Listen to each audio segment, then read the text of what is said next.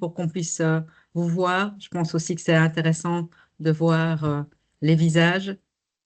Merci d'être présent.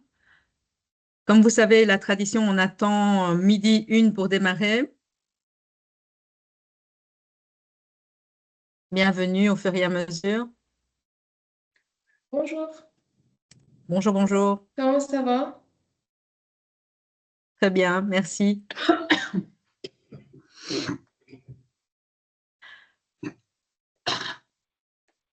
OK.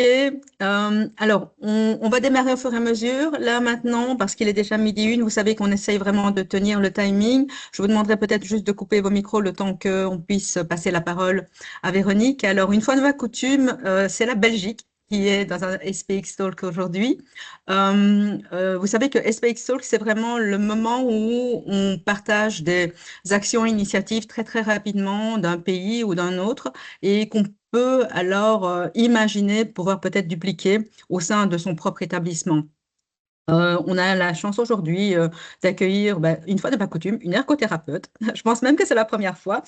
C'est Véronique Van Oppens. Elle va nous parler de Vital Voice et c'est très, très intéressant d'imaginer comment on peut maintenir une communication entre patients et soignants. Et donc, elle va nous parler de son contexte, évidemment, de comment est venue l'idée, de comment ils ont pu imaginer ça au sein de leur organisation. Et puis alors, à vous de voir après s'il y a des questions au fur et à mesure de son avancement, de l'avancement de sa présentation. Donc, moi, je coupe mon micro ici. Je souhaite la bienvenue à Véronique qui va se présenter elle-même et je la remercie d'ores et déjà pour ce qu'elle va partager avec nous. Merci infiniment.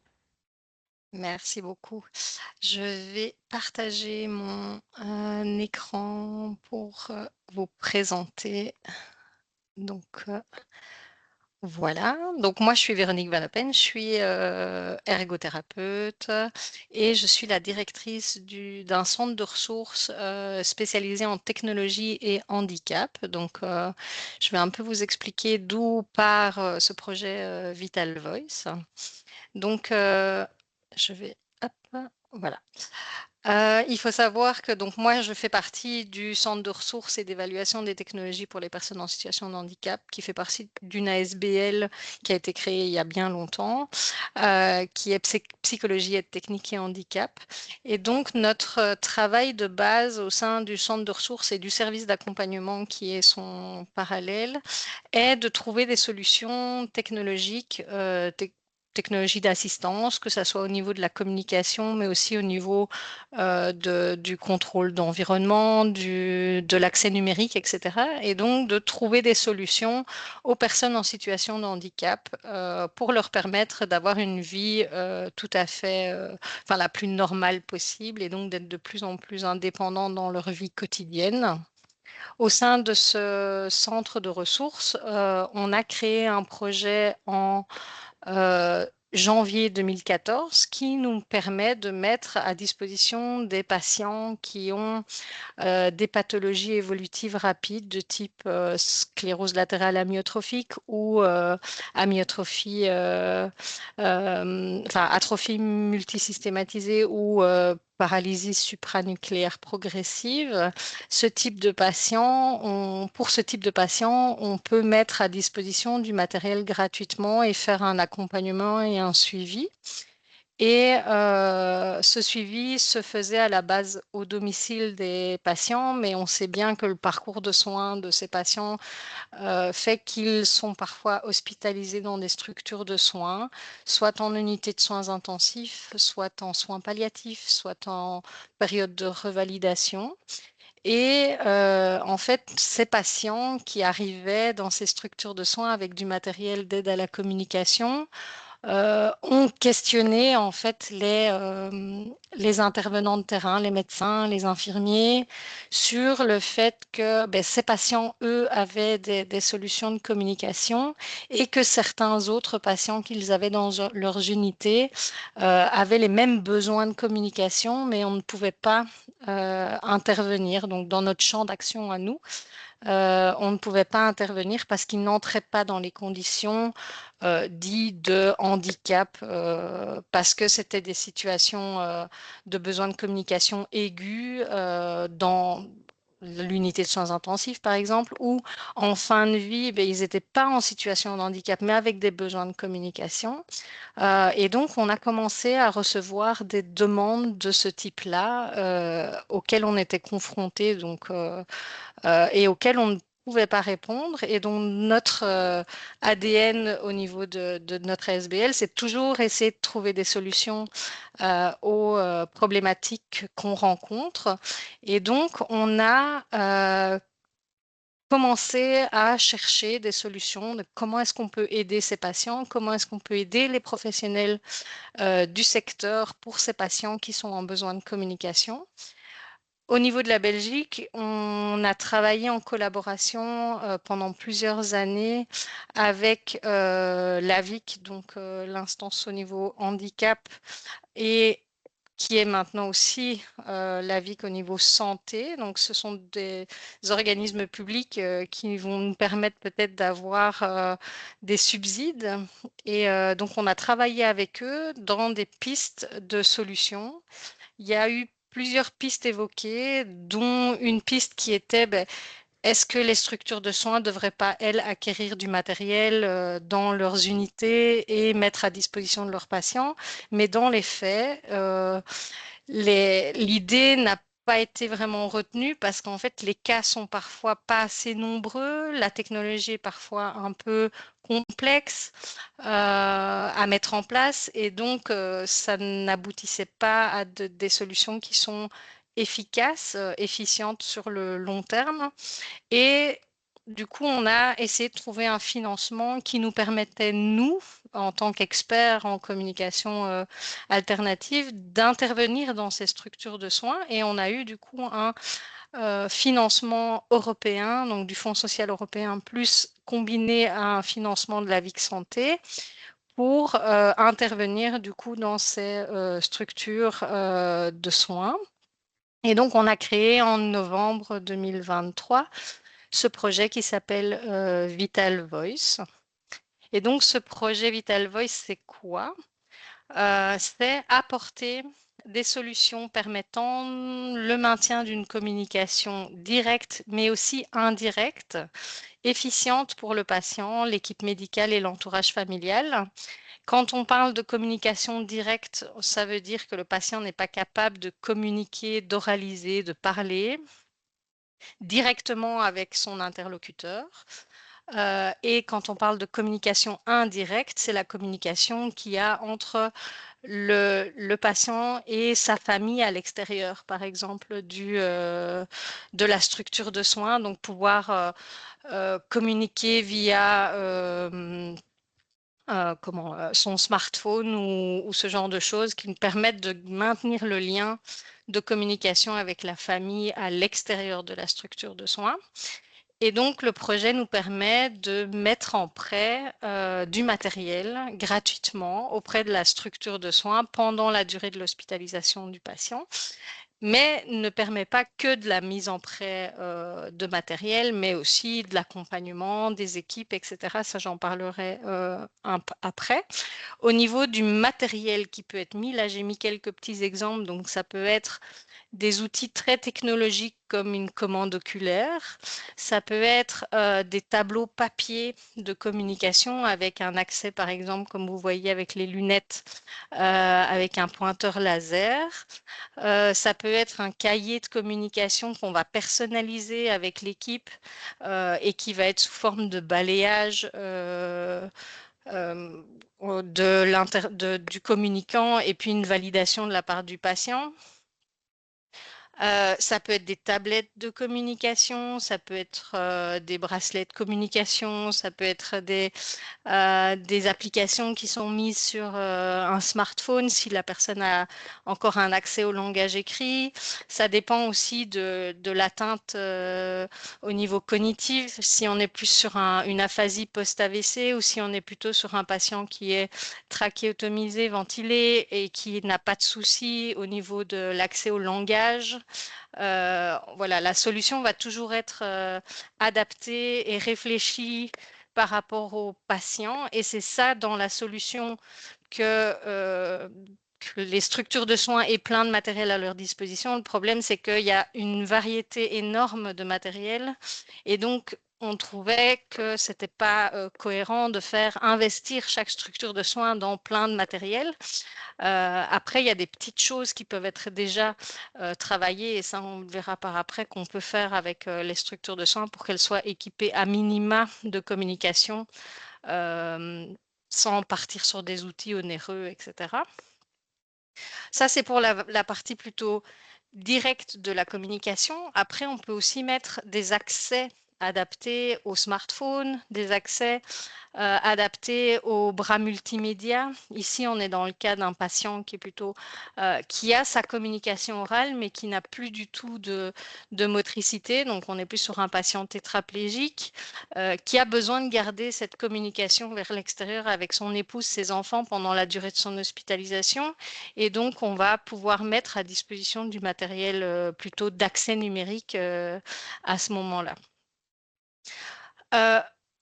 Le projet, il est créé pour qui? Donc, c'est pour tout patient hospitalisé, privé de communication orale, mais également de communication vers l'extérieur du service. Ça peut être un patient intubé en soins intensifs, ça peut être un patient en soins palliatifs suite à un stade terminal de cancer cérébral ou ORL, ça peut être un patient avec une ablation une chirurgie au niveau ORL, ça peut être un patient aphasique post-AVC, ça peut être un grand brûlé, ça c'est tous les cas qu'on a déjà eu, donc un patient tétraplégique ou amputé des membres supérieurs, donc c'est très très vaste, c'est tout patient pendant sa période d'hospitalisation qui aurait besoin, qui est en besoin de communication directe ou indirecte. Par qui? Donc, on a une équipe chez nous mobile, composée principalement d'ergothérapeutes et de logopèdes spécialisés en communication alternative et améliorée en technologie d'assistance. Et sont cette équipe, ces équipes, ces personnes qui se déplacent dans les structures pour analyser les demandes individuelles, amener du matériel, accompagner les équipes. Vous verrez qu'il y a aussi des actions de formation, de sensibilisation qui sont possibles au sein des structures qui rentrent dans le cadre de ce projet. Et donc, c'est plus ou moins 6 équivalents temps plein pour le moment qui travaillent sur ce projet chez nous.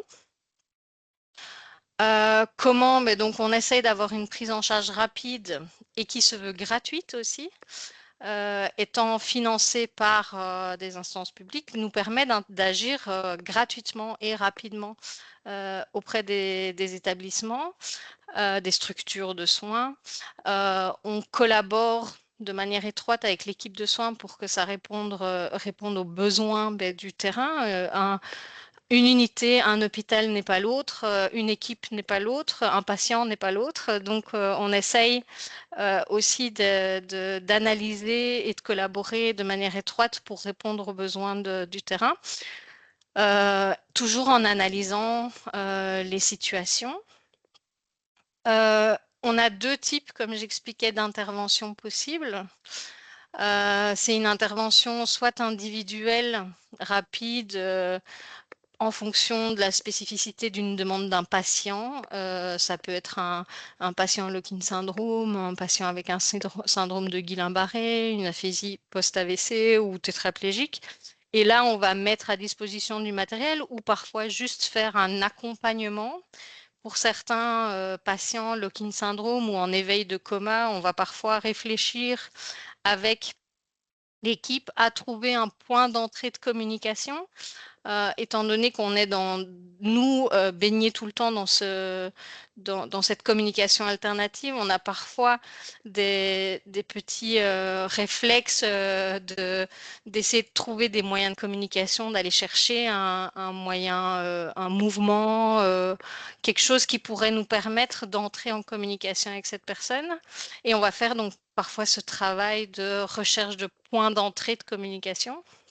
Alors, il faut savoir que la communication, elle n'est pas que dans un sens, hein, donc ce n'est pas que le patient qui doit exprimer quelque chose, mais on veille aussi à ce que la communication sur le versant réceptif soit la plus efficiente possible. Donc, dans le cas où il y a des perturbations au niveau de la compréhension, au niveau cognitif, de mettre en place un moyen de communication alternatif. Et c'est important aussi pour que le patient puisse comprendre ce qu'il se passe, ce qu'on lui fait, ce qu'il va advenir pour la suite.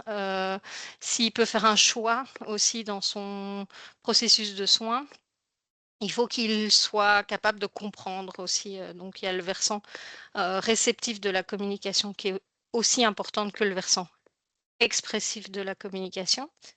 Un autre type d'intervention qu'on peut faire aussi, c'est plus une intervention globale, d'amélioration globale de prise en charge de la communication au sein du service, de la structure ou même de l'hôpital. On fait des actions de sensibilisation, on a fait aussi des audits de communication dans certains services. On est passé quelques jours à analyser un petit peu comment la communication se faisait entre les soignants et les patients dans des unités de soins intensifs pour essayer d'améliorer ou d'apporter parfois des petits outils de communication qu'on dit low-tech, qui peuvent être spécifiquement pour un service, par exemple un service d'unité de soins intensives. On peut mettre à disposition de chaque chambre un tableau de communication qui est disponible tout le temps et qui est spécifique à l'unité et qui va rester et qui va pouvoir servir à tout patient qui va rentrer et dans cette chambre et qui va pouvoir être accessible. Certains lieux parfois ont mis en place de la communication, mais voilà, ils ont un cahier de communication, mais c'est dans le bureau infirmier et en fait, on ne prend pas le temps d'aller chercher ce cahier dans le bureau infirmier. Et du coup, ce n'est pas performant. Il faut que ça soit accessible directement, que le moyen de communication, le moyen d'entrée avec le patient soit identique pour tous. Ça, c'est important. C'est des balises en fait de base qu'on peut donner lors de ces sensibilisations ou lors de ces réflexions autour de la communication dans certains services. J'ai une petite vidéo, je ne sais pas si, j'espère que ça va passer, d'une intervention, c'est pas vraiment une intervention, mais on travaille. Pardon. Il y a un micro qui est, voilà, merci. En fait, c'est une vidéo qui a été faite au CHU Elora en Belgique, qui explique l'intervention du projet au sein de leur hôpital. Donc, je trouvais intéressant de mettre un exemple. C'est un exemple parmi d'autres que je vais vous faire passer.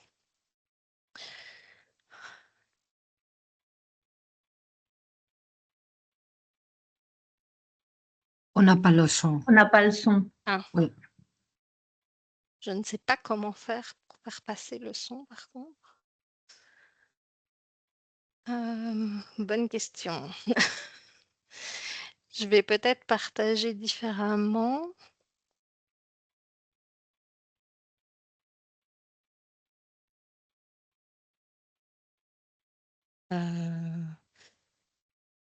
Je vais essayer de vous mettre la vidéo via mon...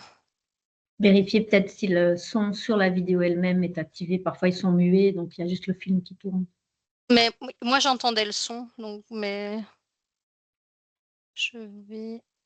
Oui, alors c'est le micro de Teams qui ne voit pas l'information de la vidéo, seulement de votre Oui. micro. Oui. Je vais voir s'il y a moyen de lancer la vidéo autrement.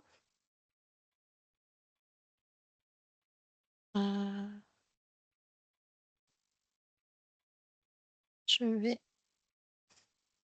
essayer de vous le faire comme ça. Sinon, on peut le partager après la talk avec tous les inscrits. Oui.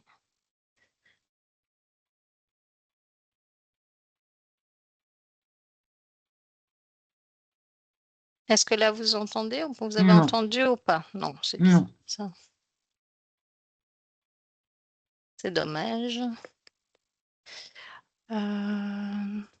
C'est dans votre Teams, il y a un symbole que c'est micro, il y a une petite flèche. Je vais regarder, je vais sortir du partage. Oui.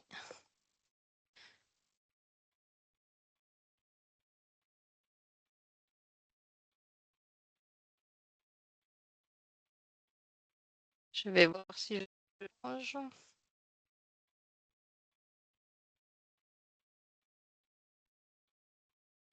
J'ai changé, je vais juste voir si dans le partage.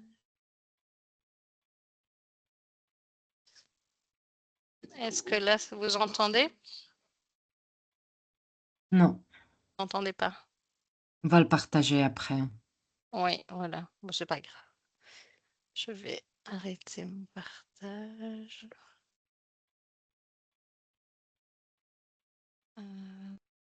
Revenir sur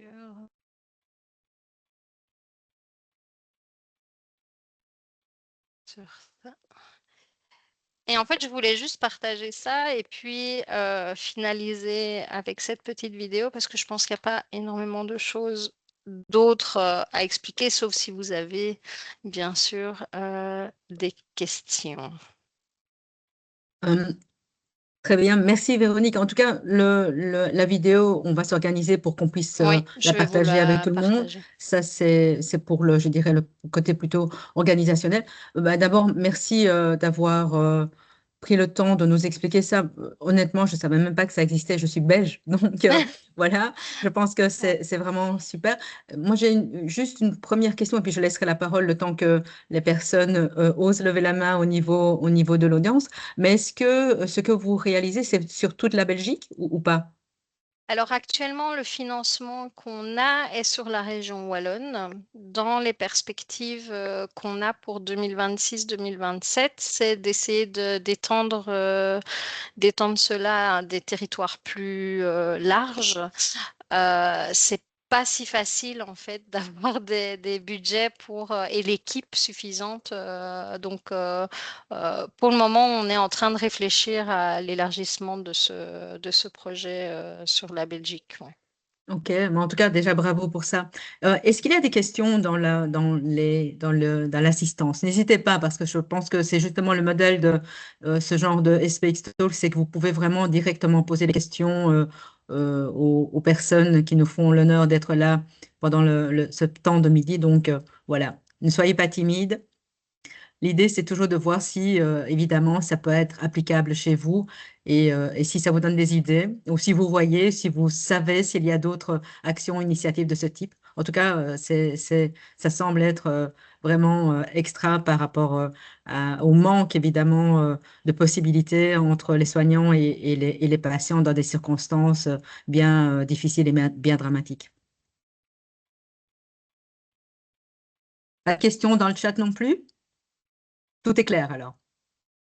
Et que c'était très clair. Parfait. Écoutez, alors, un grand merci à vous, Véronique, vraiment.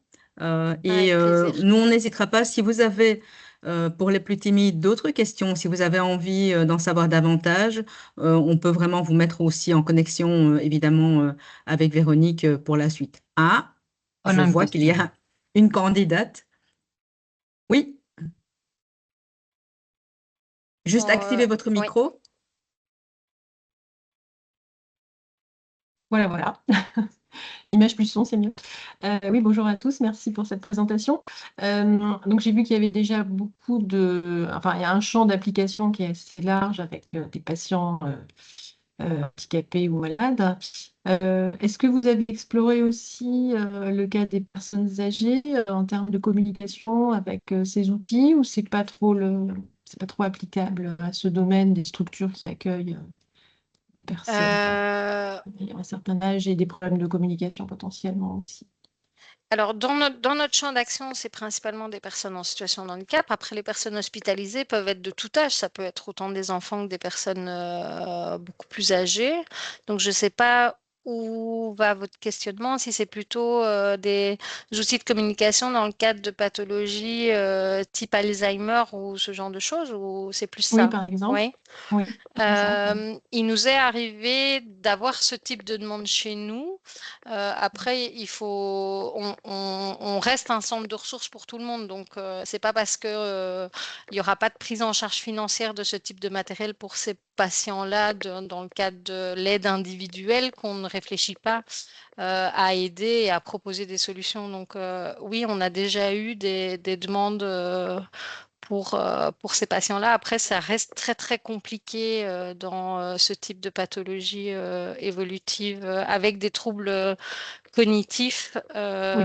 C'est pas si simple que ça. Après, on simplifie très fort, on évalue de manière individuelle et on essaye, on passe toujours sur de la mise en prêt, de l'essai pour essayer d'apporter des solutions. Et parfois, c'est pas des solutions technologiques, c'est des solutions de communication de base, de communication papier avec des pictogrammes, avec parfois des vidéos d'explications, parfois plus parlantes qu'un pictogramme, un écrit, une vidéo, parfois d'explications, des petites séquences filmées pour le quotidien. Parfois, ça peut être ce genre de solution. Ok. Merci beaucoup. De rien. Une dernière question? Moi, j'en ai une alors. Est-ce que, parce que Oui. vous avez abordé évidemment les deux, je dirais extrêmes, les personnes âgées et puis les enfants, qu'est-ce que vous faites de différent par rapport aux enfants dans les mêmes circonstances? Est-ce que vous faites quelque chose différemment parce que ce sont des enfants d'abord? Mais dans le cadre des enfants, il y a aussi un accompagnement au niveau des parents, enfin un genre d'éducation parentale. Après, dans le champ des enfants, il y a aussi on a des projets spécifiques pour les enfants qui sont dans le spectre de l'autisme. Et là, on n'est plus pas sur de l'hospitalisation, on est plutôt avec des patients, des enfants dans le quotidien, où on essaye de mettre en place de la communication alternative avec beaucoup, beaucoup d'accompagnement des parents, beaucoup, beaucoup d'accompagnement des aidants pour amener une communication au niveau de ces enfants-là. Après, au niveau des enfants, dans le cadre du Vital Voice, on en a eu quelques-uns en soins intensifs. Je pense que notre manière d'analyser reste la même, que ce soit un enfant ou un adulte. C'est juste le contenu va peut-être être un peu différent. Mais on reste sur essayer que l'enfant comprenne donc on est sur le versant réceptif de la communication et qu'il puisse exprimer de manière simple les choses avec son moyen moteur, donc que ça soit les yeux, les bras, les pieds, ça peut être, voilà, on va un peu chercher le point d'entrée et puis permettre de communiquer. Merci. Et j'entends aussi que vous ne passez pas nécessairement tout de suite à la technologie. Est-ce que vous avez une part, un pourcentage? Quelles sont les interventions plutôt technologiques en pourcentage par rapport à ce qui est non technologique? Est-ce que vous avez un chiffre à la grosse louche ou pour qu'on ait une Ça, idée? je ne sais pas dire, mais de toute façon, quand on met un moyen technologique, en parallèle, on met un moyen non technologique d'office en place parce que la technologie, ça peut bugger. La technologie, elle est peut-être pas utilisée à tout moment. Il y a des situations dans lesquelles où c'est de l'urgence ou même dans des situations de transfert où la personne a besoin d'exprimer quelque chose à ce moment-là. On ne peut pas sortir le truc à commande oculaire à ce moment-là.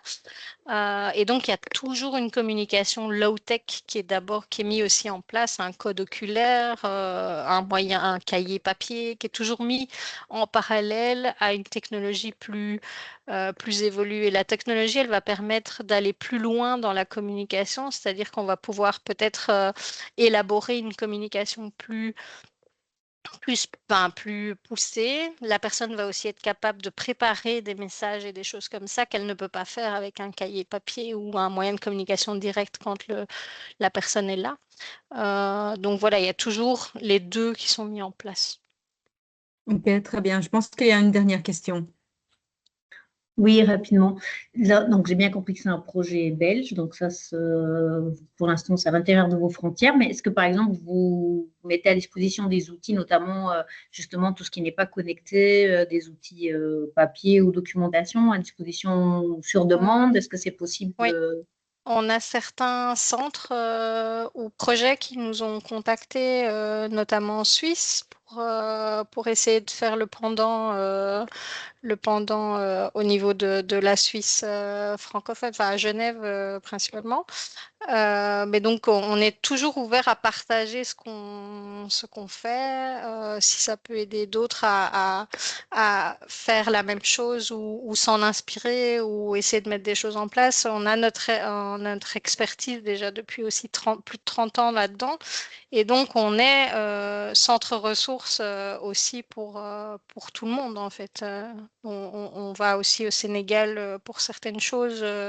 On a été au Québec pour d'autres choses. Donc, oui, voilà. On reste ouvert s'il y a besoin de partager ça. Totalement dans l'esprit de SPX.